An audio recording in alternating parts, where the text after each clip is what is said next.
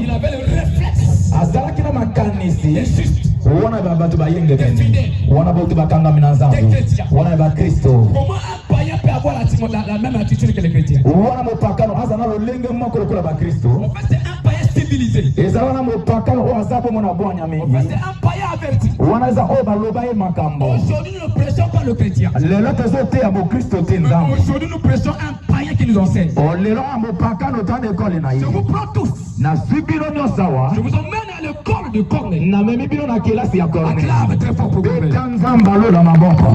Là, tu acclames à l'époque, il était païen. Ozo beta na tan wana zalaki mopakano. Donc les chrétiens sont en droit d'acclamer pour les païens. Wana ba Kristo pe bana makoka ko beta maboko pour la mopakano. Enlève l'idée de penser que eux, Nazolo ngoma kanisa ko ba yeke bango. vont seulement rester tels qu'ils sont. Bango ba kotika la kalo lengi basali. Un jour, le païen va t'enseigner. Oh mokolo moko mopakana kote ya yo. La Bible déclare que les premiers seront les derniers. Ibile zolo ba bota liboso ba ko za bata Le suka. fait d'être ici, Wana kotana yo matamba ça ne awa. prouve pas que tu iras au ciel. Etal cité yo kokende lola. Celui qui est dans le lieu là-bas, ça Oya ze sika masanga. peut venir et partir au ciel. Akoya kapake na lola. Toi, tu peux rester. Yo osimba bibili otikali. Je suis dans les 4 clés. Nazana kati na bafungola bongo mitano. Lorsque on parle de la clé, Tango bazolo bana fungola.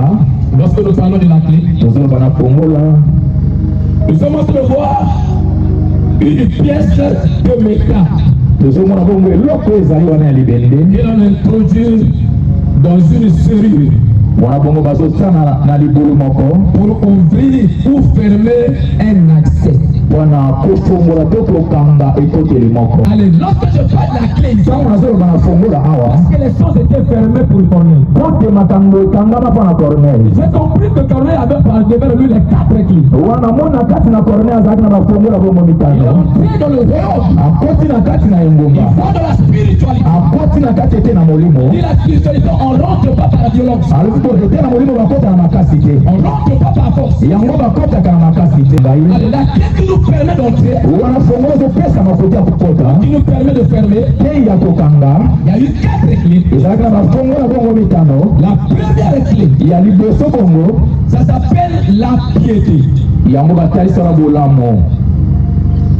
La première clé s'appelle la piété. Yango fungola liboso eza mo bolamo. Lorsque nous parlons de la piété, Tango tozotala wana bongo bolamo. on nous dit c'est un attachement aux croyances, Ezala koyeba kokangama bongo na aux kondima. devoirs, Bongo na esalelo. aux pratiques de la religion. Wana kosala bongo makambo bonzambe. C'est ça qu'on appelle par la piété. Wana nde kosala makambo malamu. Un homme pieux, Wana moto aza malamu mingi. comme Corneille, Lokola Corneille. c'est un homme qui était attaché à la parole de Dieu. Eza moto akangama na maloba na Nzambe. C'est là on l'appelle pieux. Nde pai wapi balobi aza C'est malamu. quelqu'un qui pratiquait. Nde moto azala kosala. C'est à se rapprocher. Andaka songa pene na Nzambe. Lorsque je parle de rapprocher, Kama azoka kopusa mapene na je vois Nzambe. une femme de secte de perte de sang. Namoni mwasi moko motangi matila. La femme était un peu. Wana mwasi azalaki mbindo. Celui qui est un peu, Moto aza mbindo. Dieu ne vient pas vers lui. Nzambe akoyaka pole pene na Il ye. doit quitter son intimité pour aller vers lui. Ye alonga na mbindo nakende pa na Nzambe na Yesu. Lorsque je fais dans le livre de Jean, Tango nakenda mokanda na Yohane. chapitre 15, Wana Yohane mo chapitre 15. verset 5, Wana verset 5. je suis le sexe. Alobi ngai naza wana nzete. Sincèrement, Bino koza bikapi na yango. Oyo akangami na ngai. Oyo akangami na nzete. qu'est-ce qu'il va voir? Nini ya kozwa? Qu'est-ce qu'il va voir? Akozwa nini? Quelqu'un s'attache à moi. Oyo akangami na ngai. Les impuretés de sang O mbindo ya makila wana. vont s'arrêter. Yango ekofuka mokolo kaka wana. Quand le ciel va s'ouvrir, Wana tango lolo ekofuka. quelqu'un s'attache. O lolo efonga matango moto akangami na On nzambe. ne parle pas de l'attachement. Nazoba na bokangami. Je peux m'envoler. Tata kende tokimona. Le taxi. Oui, tata tokende. On m'emmène chez le Moabite. Bameminge pa ya bamoaba. J'arrive chez le Moabite. Na kome pa ya bamoabite. Natali malamu. Il n'y a plus là-bas. Ezali bongo na moto moko kuna. Tout le monde. Wana azali wapi? Je fais le taxi. Tango nazoluka Je ye. la trouve chez qui chez Naomi. Namoni pa ya Naomi. Naomi assise. Naomi ayeba kovanda. Pose la question, tu as bien ta table. Amoni wana bambonda mibale. Ça voudra dire quoi? Etali silingi nzambe na bomoi. Chaque table a un propriétaire. Mbonda moko eza na mokolo na yango. Les deux femmes là, Basi mibale wana. mes deux fils. Etasi bana na ngai mibale. Et les deux sont morts. Wana bato mibale wana bakufi. Orpa. Orpa. Ruth. Orpa dit de ma table. Orpa vinga na kokana na La Bible déclare. Biblia ezoloba. Ne s'attache oyo bakokangana te bakoyoma oyo akokangana bakoyamba mai yango kuna balongi mai oyo iti na nzete moto moko azososolawa na ndenga molimo mai yango pesi molimo santu ntango okangami na nzambe ya ezala litomba na nzambe na bomoi oyo akangamaka na nzambe lola bakokanga te mpo na ye wana lola na bakokili efongwama moto akangami na nzambe babenginga na esika moko mwana yaka ntango na ye epai yango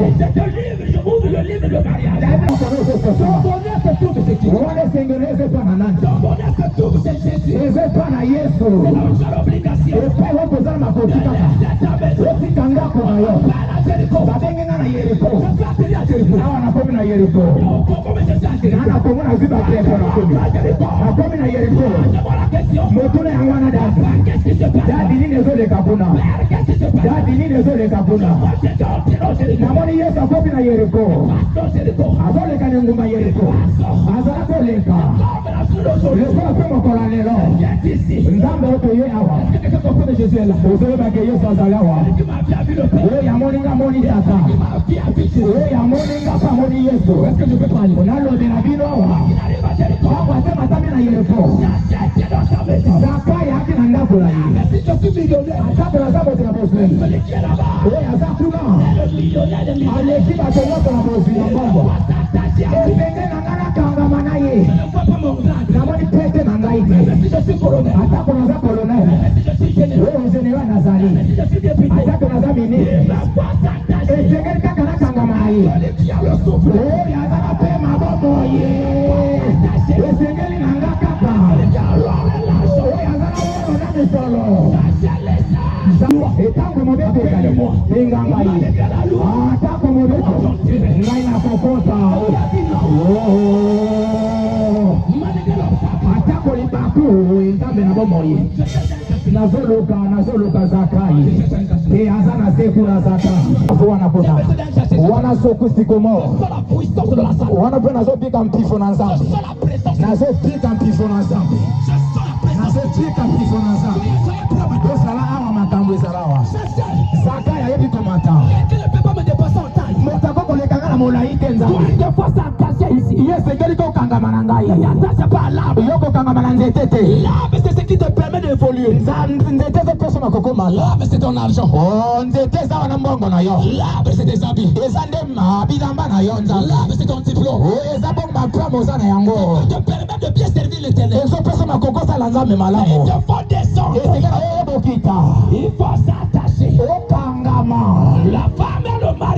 mwasi na mobali balalaka esika moko bote balingi bakokama oyo akakokangami na ngai ayeba akokokama mpe na ngai Yeremi abengi Yeremi chapitre 15 poko lelo okokangami na nzambe na bomoi okozala lokola monoko na nzambe oyo baesanganaka bakokami wape bakangamaka oyo bakangamaka na nzambe na ngai nzambe na lola nzambe na bomoi nazomona boaza kuna boseka vanda zakai nazoyaka yo nabosa makalite ya na ngai te ntango natali malamu boaza aza nsima na nani wana balobi na ngake boaza akeba kokangama na Naomi wana moabe mwasi malamu azali limoni soki nakangami na Naomi atako Naomi aza mobali te namoni nzambe na bomoi na ye te toa alati manata lisakoli amoni mwasi moko na mwasi ango ezala mobala l'histoire de couple. Celui qui a la machine pour créer les hommes, c'est une femme. En elle, il y a les hommes. Quelqu'un me comprend?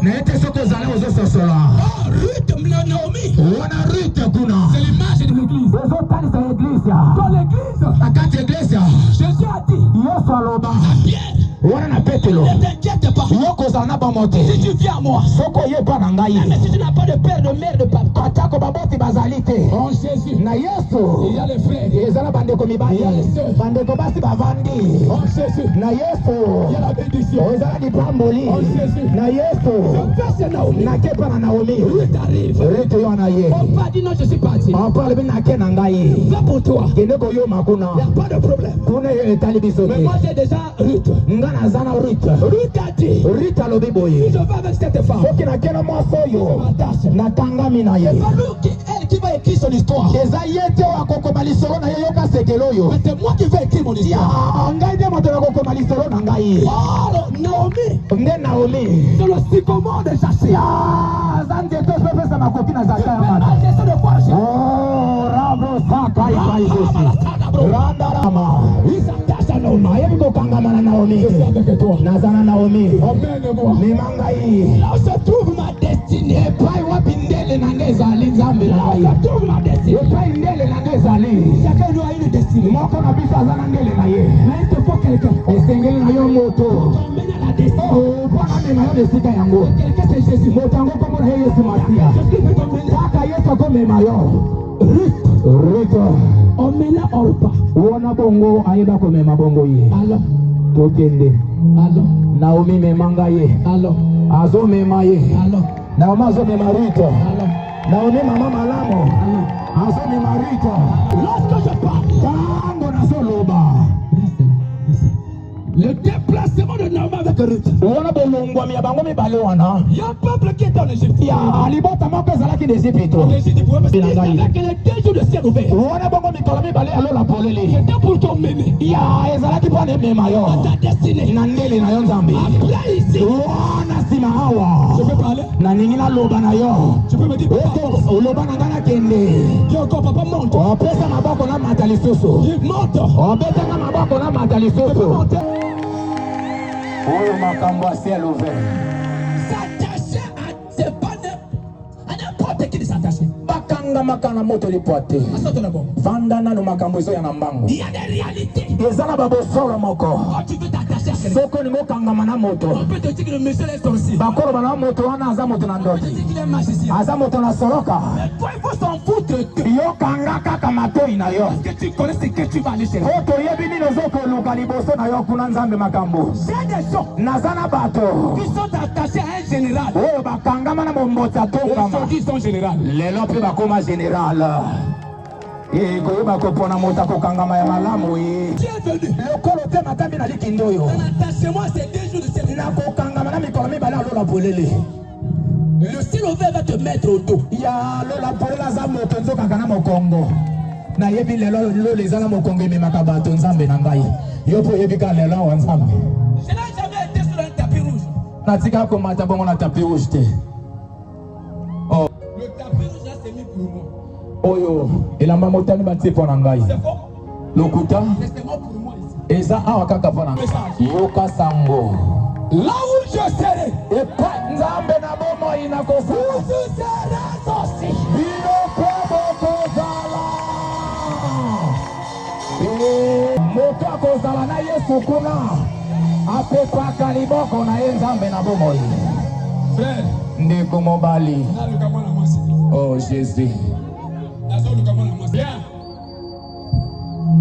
Et comme tu n'as pas laissé Naomi, Lokola yo tiki Naomi te. Naomi est déjà âgée, je ne peux pas le pousser quand même. Wana bongo Naomi akomi mpaka na kobala ye te. Quand je vois Naomi, je te vois. Lokola namoni Naomi mpe nazomona yo. Toi, je te prends par la main. Tala yo na simbe na luboko. Aujourd'hui, Lelo. ils étaient 2 sur le mont Golgotha. Oh, bazalaki bango mibale na ngomba bongo ya Golgotha. Il a dit un va entrer au paradis avec moi. Nzambe sekele moko akokota na ngai. Aujourd'hui, tu vas entrer avec Boaz.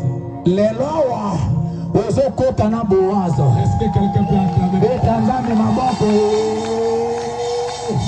Là où je m'assois, Epai ngai bakopesa nga kiti. toi aussi tu t'assois. Ata kokita ngo eza ya bokonzi yo mpo kovanda. Là, Ruth est maintenant assis avec Boaz. Awa Rita yebi kovanda wana na Boaz. Pose-moi la question, où est-ce se trouve Naomi? Dadi motuna yango na Naomi aza wapi? Tango yako pamba ma ovoye ba pesi ba vonga te mengadi mutasali ke yo. O pamba ma.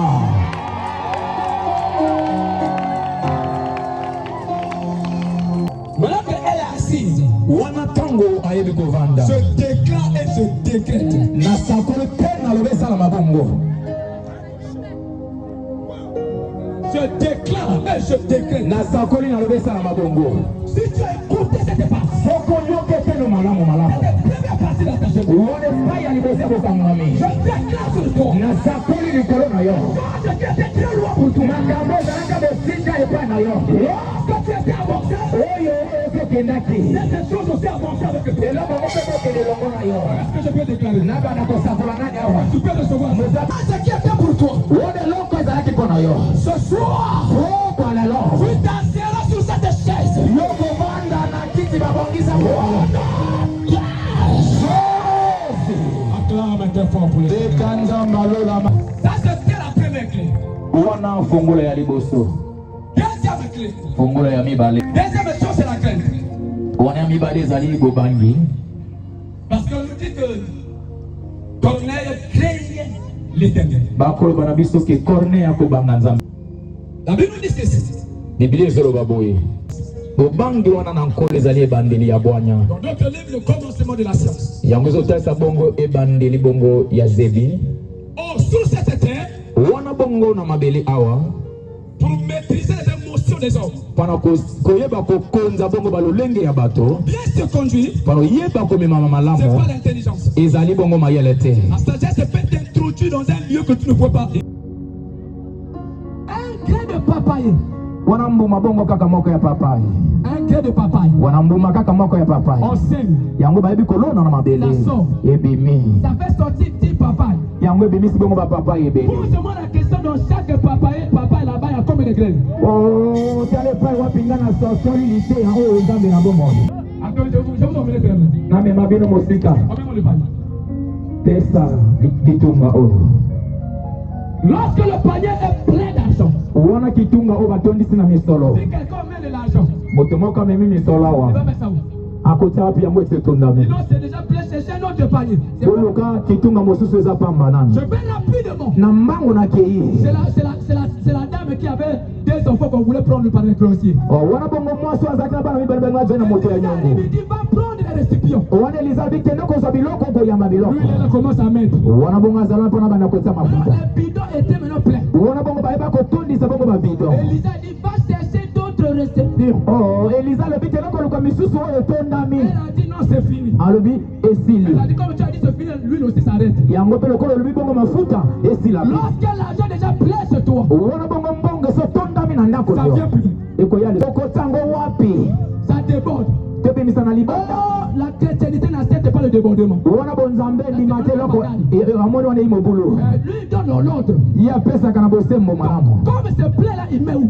Lekolo etondami tokotia wapi? Cherche à vider. Yoluka osopa nani Le wana? panier va rester vide. Tango komi pamba. Et le ciel va encore rempli. Oh, lola kotondisa lisusu. Est-ce que quelqu'un me comprend maintenant? Na ete soko ozali awa. Est-ce que quelqu'un me comprend? Na ete soso sosola ngai. Webongisaka.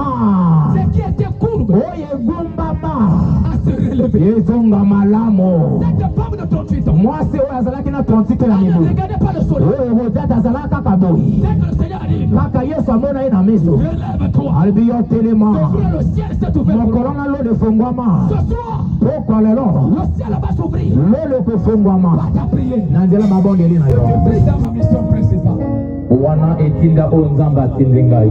Au fur et à mesure, on avance ce qu'il faut. Wana bongo tozopusana na bai oyo bazondima. Ceux qui ont cru au message, Oyo bandimi sango oyo. ils faut recevoir le Seigneur. Esengeli oyo yamba Yesu mata. Beta, beta, beta, beta, beta, beta, beta, beta, beta.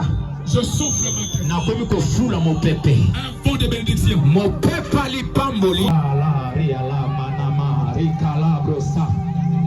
Shekaluva riala manderebo shekalabro.